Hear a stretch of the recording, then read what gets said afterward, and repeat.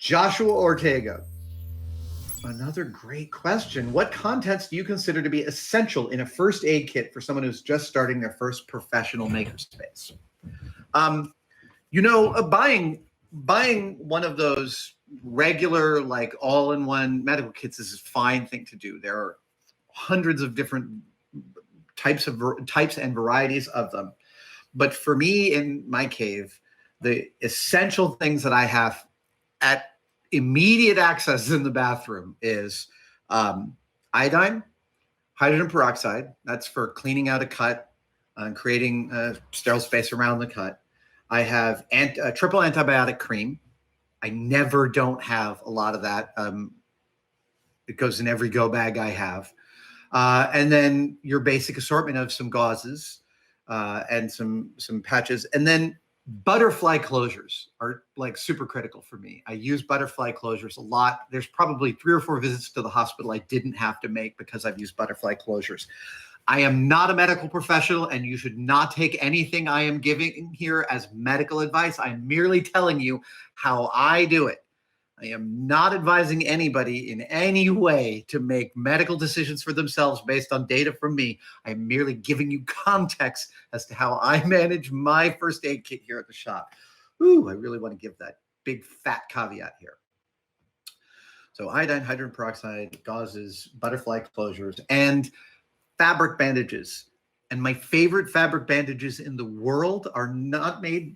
Well, they're CVS. CVS's generic fabric bandage is my favorite. It does not peel. It comes off my skin and doesn't leave residue like some other brands. It's not waterproof, but it dries out really quickly. So I've had CVS's fabric bandages on my finger while doing the dishes, and cuts still heal just fine. Like I've had other fabric bandages that hold on to when they get wet, they just hold on to that water, and it's awful. You got to replace this whole thing. That's most of it.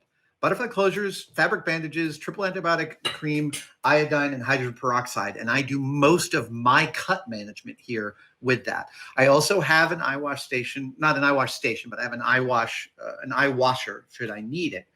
And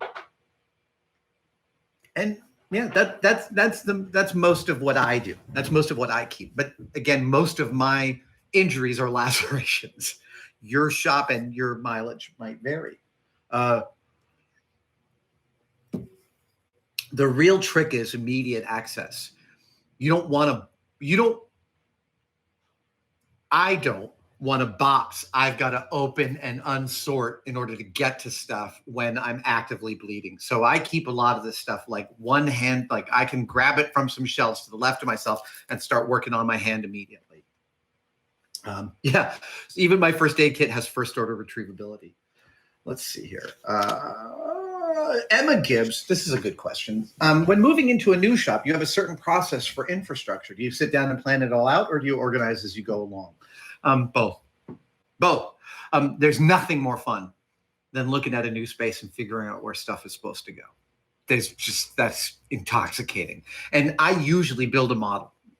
Just so I can really wrap my head around the space and build, a quick and dirty model. Would you grab the one there next to the Mythbusters sign? Up on top, can you reach it? Yeah. So a model of the shop gives me the ability to kind of walk around the space in a virtual way and understand what I've got going on. And I will do a bunch of pre-planning. Yeah, here's a model. Here's a model of my cave. This is this is a model of the cave. You and I are right here. We're right around there. That's where we're sitting here right now. And this is a terrific planning and discussion artifact. In fact, if you're moving into a new space, you're probably working with other people to move stuff in. It is terrific to have something like this to say, oh yeah, take those machine tools and put them all against this back wall, and the other stuff you can lay over here. And then see how easy that is. But all the planning in the world, no plan survives first contact with the enemy. That's it. No plan survives first contact with implementation. So you have to make it up as you go along, in addition to pre-planning, because you'll put stuff in and realize, oh, the electrics don't drop there, or the air is too hard to get over there, or it turns out I need more space for the chop saw, or whichever. So plan it all out, but recognize that the plan isn't something that you just like plot and fulfill. It's a process. You got to follow the process, not the plan. I think there's a t-shirt coming soon. Follow the process, not the plan.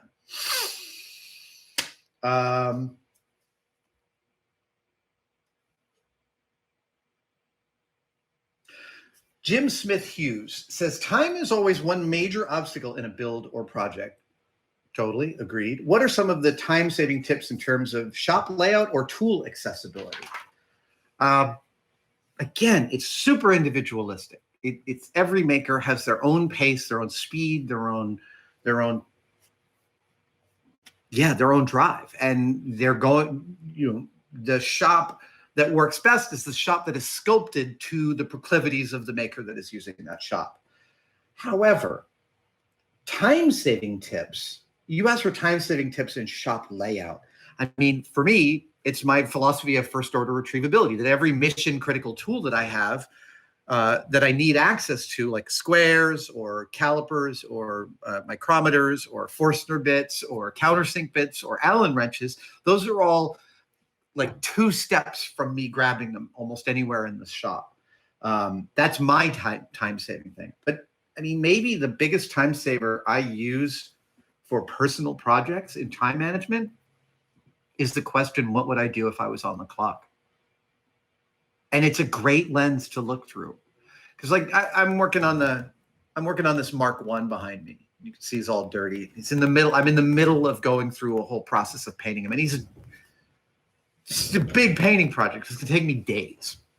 And it's easy to be overwhelmed by the number of facets on a piece like that, right? Like there's just so many angles and areas and things to paint. How do you even wrap your head around it all? And that's totally something that overwhelmed me a couple of days ago when I was starting in on it. But then I realized, if I was on the clock, I would just be tackling it. I wouldn't be worrying about how much stuff there was. I'd just be like, oh, if I've got to get it done by Thursday, I've got to get it done by Thursday. And not to say that I follow exactly how I would do it on the clock, but it helps me find efficiencies I might not otherwise notice. There are ways in which we cull our decision trees on the clock that are different than the way we cull our decision trees when we're off the clock. And sometimes off the clock, we can end up in these spirals of like, well, if I can make it perfect, I'm just going to make it perfect. And then years go by and you're still ticking away on this thing. Not to say that that's bad, because I certainly have had projects that are like that go on for years. But for me, one of the best lenses for speeding up my process is to say, what would happen if I had to deliver this by the end of today? What would be the way in which I would do that? And then that brain kicks in. God, these questions are great. I'm going to circle the ones that I answer here, and I'm going to try and answer the others over the next couple of weeks, because so many of these questions are really terrific. Adam Grimm says, do you have music podcast running in the background or just silence when working by yourself away from cameras?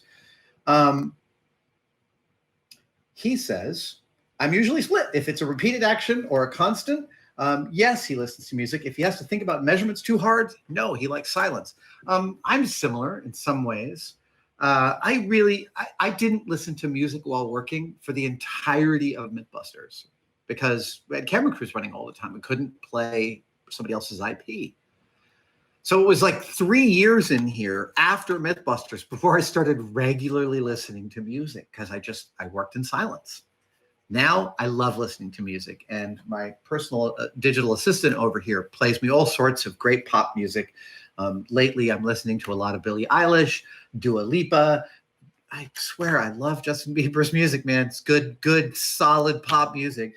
I also listen to some podcasts. The 2 podcasts I listen most regularly are 99% Invisible by the Bay Area's own Roman Mars, one of the best podcasters alive, I think, and also The Daily by the New York Times. And that's partially because The Daily gets me good and angry, intentionally and unintentionally. But that also, like, I really like Michael Barbaro's reporting technique. I love that podcast. It feels like a very like great regular place to go. Yeah. I love music. I find that music gives me a lot of solace while I'm working. And I actually usually finish the day with a big dance tune while I'm sweeping up. So I like to sweep up to like Daft Punk or Beyonce, things like that.